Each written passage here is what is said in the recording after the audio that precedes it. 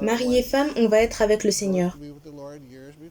Mon père et ma mère, s'ils y arrivent, quelle sera leur relation? Est-ce qu'ils habiteront côte à côte? Marcheront-ils bras sur bras? Seront-ils amis? Qu'est-ce que c'est au paradis? Pendant un instant, ils se souviendront totalement qu'ils étaient mariés et ils seront de très bons amis.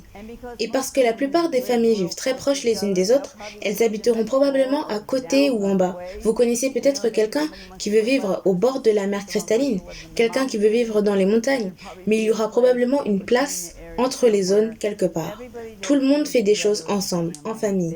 Ils se souviendront qu'ils faisaient partie de la famille. Mais bien sûr, il est dit dans la Bible que tu n'auras pas de femme au paradis. Vous serez comme des meilleurs amis. Je vais probablement appeler mon père. Hey papa, est-ce que je peux l'appeler papa?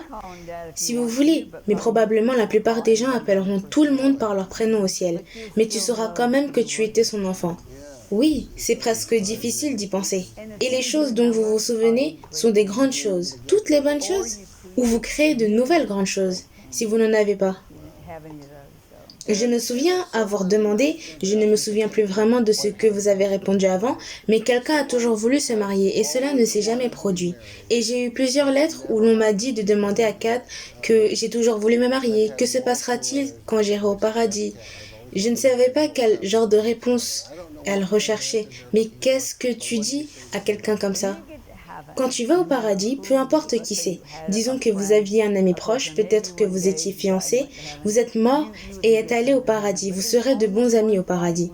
Mais il n'y a qu'un seul époux au paradis.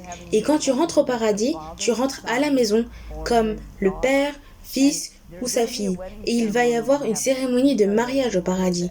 Vous le savez, tout le monde le sait en tant que croyant. Jésus-Christ est l'époux et le mariage sur terre n'est que symbolique du Christ et de la mariée. C'est juste symbolique. Et parce qu'il n'y a rien de cette chose charnelle qui se passe. C'est un amour spirituel qui est beaucoup plus haut que l'amour terrestre.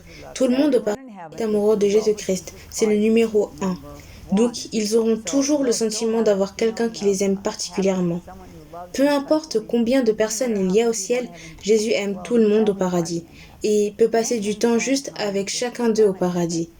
Mais il va y avoir une cérémonie de mariage et ce sera avec la mariée du Christ au ciel. Le Christ est le seul époux. Et le Père a passé du temps à m'expliquer pourquoi tu ne peux pas rentrer à la maison mariée.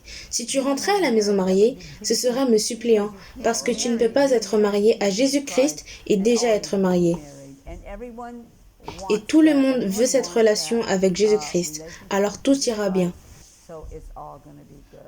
Il y avait une femme qui avait écrit qu'elle avait toujours voulu se marier, et une autre a écrit et a dit qu'elle cherchait quelque chose auquel je ne pouvais même pas répondre. Mais elle dit qu'elle a été célibataire exprès toute sa vie, et elle voulait savoir quelle était sa récompense au paradis. Serait-ce pour cela? Je pense juste que la relation avec Jésus, vous avez déjà une relation très étroite avec Jésus. Certaines personnes, peu de gens sont nés de nouveau probablement, dans juste un peu de temps avant d'aller au paradis. Mais vous pouvez construire cela, cette relation avec lui, il le souhaite.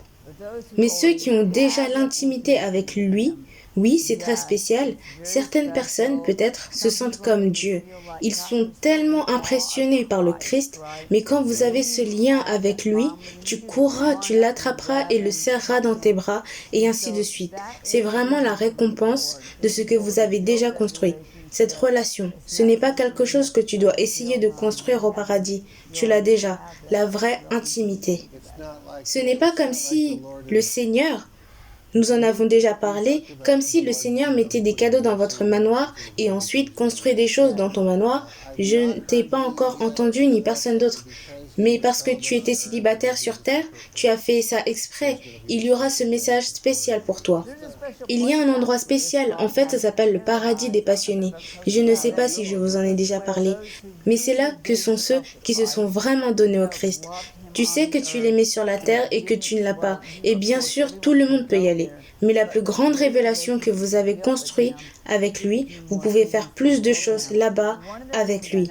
L'une des choses que je sais qu'il fait est qu'il vous donne une chanson. Oui, il te chante, seul dans cet endroit.